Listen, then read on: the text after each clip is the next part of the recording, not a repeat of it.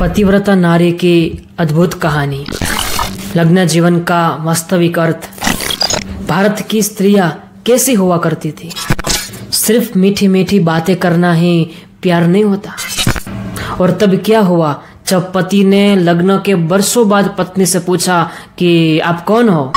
यही समर्पण का असली अर्थ है। इस तरह अपनी पत्नी को अमर कर दिया। अस्माकं संस्कृतमयी भारत देशस्य सर्वेभ्यः मानवेभ्यः जयतु भारतं, जय स्वामीनारायणः। अत्र आदर्श चरित्र संपत्ति वार्तालाप विषये अहम किंचित वदामि। आज मैं बात करने वाला हूँ दो ऐसे शख्स की जो दो होकर भी अपने स्वकर्म से एक दूजे में समा गए। जी हाँ, मैं बात कर रहा हूँ प्रसिद्ध पंडित शिरोमणि वाचस्पति मिश्र की, जिसने अपनी अध्ययनशीलता और ग्रंथ निष्ठा के द्वारा और उसकी भार्या भामती ने अप्रतिम समर्पण के द्वारा समग्र विश्व में एक आदर्श चरित्र का निर्माण किया। तो ध्यान से सुनिएगा, बहुत सुंदर यह कथा है।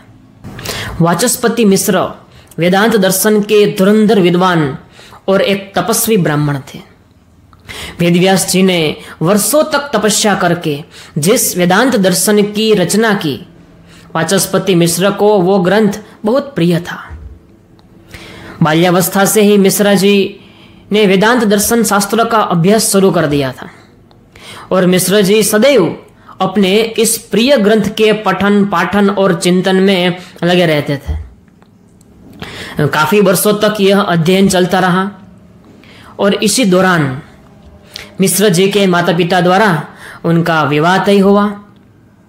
लेकिन वाचस्पति मिश्र को विवाह से कोई लेना देना नहीं था। जैसे माता पिता कहते गए, मिश्रा जी वैसे वैसे करते गए। और वेदांत दर्शन शास्त्र के प्रति उनका जो आकर्षण था वो सबको तब पता चला जब मिश्रा जी की शादी हो रही थी। तब दाहिने हाथ में उसने अपनी पत्नी का पाणी ग्रहण किया और उसी समय भी उसके बाएं हाथ में यही वेदांत के पन्ने थे, उसको पढ़ रहे थे। और शादी के बाद भी वाचस्पति मिश्र जी सदैव वेदांत दर्शन शास्त्र के पठन पाठन और उस पर भाष्य लिखने में वो लगे रहे। मिश्र जी को लग्न जीवन से, कौटुंबिक जीवन से, व्यवहारिक जीवन से, सामाजिक जीवन से कोई फर्क नहीं पड़ता था। यहाँ तक कि वो यह भी भूल गए थे कि उसकी शादी हो चुकी है, उसको कोई पत्नी भी है, यह बात भी वो भूल चुके थे। बस पूरा दिन लिखना लिखना लिखना। लेकिन सहस्त्र बार वंदन है उस पतिव्रता नारी भामती को। उसने कभी अपने पति को या अपने माता पिता को किसी तरह की फरियाद नहीं की। उसने हमेशा यही कामना की थी कि मेरे पति की पुनीत साधना निर्विघ्न रूप से सदैव चलती रहे, क्योंकि भामती ने सदैव यही माना था कि मेरे पति की सेवा करना ही मेरा परम धर्म है। और यही मानकर देवी भामती ने अपने पति वाचस्पति मिश्र की सेवा की थी। जिस कमरे में उसके पति बैठकर अध्ययन करते थे, भामती उस कमरे को गोबर से लींप कर सदैव स्वच्छ और सुंदर रखती थी। भोजन का प्रबंध करती थी, संध्या होते ही दीप का प्रबंध करती थी, सब सेवाएं करती थी। सोचिए यह कितना कठिन है कि यदि कोई व्यक्ति आपके साथ रहकर एक शब्द भी ना बोले और फिर भी उसकी हर जरूरियात पूरी करना, छोटी से छोटी बात का ध्यान रखकर उसकी सेवा करना बहुत कठिन है।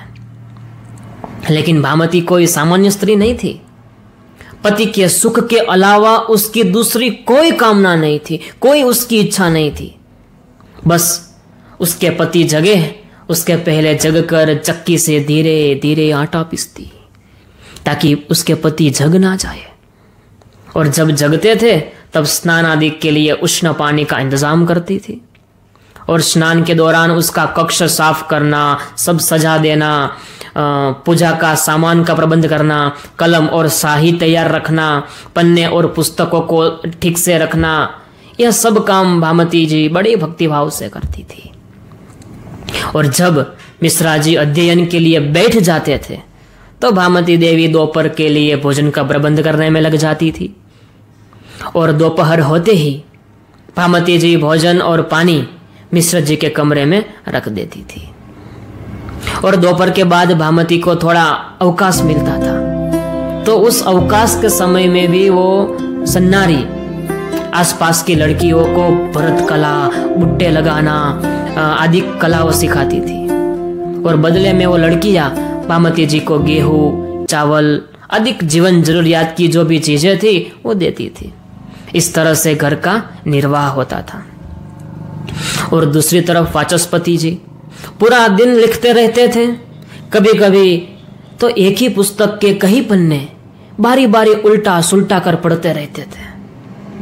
और कभी कभी तो घंटों तक आंखें मीच कर बैठे रहते थे और फिर आंखें खोलकर कुछ लिखने लगते थे। इस तरह मिश्रा जी अपने काम में मग्न रहते थे। दूसरी तरफ भामती जी दिन ढलते ही संध्या पूजा का प्रबंध करती थी, दीप जला देती थी। और जब वाचस्पति जी लिखते लिखते थक कर वहां ही सो जाते थे तो देवी भामती दिन भर के लिखे हुए पन्नों की पोथी को बांधकर ठीक से अलमारी में रख देती थी और मिश्रा जी के सिरहाने तकिया लगा देती थी। और अपने पति के चरण दबाते दबाते वो खुद भी वहीं सो जाती थी। और हाँ, फिर से याद करा दूं कि देवी भामती इतनी सेवा करती थी पर वाचस्पति जी उनके साथ एक शब्द भी नहीं बोलते थे। Even not a single word और लेटर। दोनों कुछ भी बोले बिना अपना अपना काम करते रहते थे। इस तरह से कई दिन बीत गए, कई महीने बीत गए, कई साल बीत गए। फिर एक दिन की बात है, संध्या का समय था। देवी भामती ने दीप जलाया हुआ था और उस दीप की ज्योति से मिश्रा जी लिख रहे थे। लेकिन अचानक से दीप बुझ जाता है। मिश्रा जी की कलम रुक गई। इधर उधर देखने लगे। इतने में भामती जी तुरंत दूसरा दीप लेकर उस बुझे हुए दीप को जलाने आती है। तब मिश्रा जी ने देखा कि कोई स्त्री मेरे घर का दीप जला रही है। और जब दीप जलाकर वो स्त्री जा रही थी तो मिश्रा जी ने पूछा कि देवी आप कौन है? जरा सोचिए, जिसने उनसे विवाह किया है, जो स्त्री बरसों से खुद की सेवा कर रही है, उसको इतने बरसों के बाद पूछ रहे हैं कि देवी आप कौन है? आप ट्राई कीजिएगा, घर पे पूछेगा कि देवी आप कौन है, जो हाथ में होगा वही जवाब में मिलेगा। मिश्रा जी ने पूछा कि देवी आप कौन है और आप मेरे घर में क्या कर रही है? देवी भामती ने बहुत विनम्रता से कहा कि बरसों पहले हमारी शादी हुई थी और मैं आपकी धर्मपत्नी हूं भामती। तब जाके मिश्रा जी को याद आया कि अरे हाँ, कहीं बरसों पहले मेरा विवाह तो अवश्य हुआ था। और इतना याद आते ही हाथ से कलम गिर गई। पूछा कि आपने यह बात मुझे पहले क्यों नहीं बताई?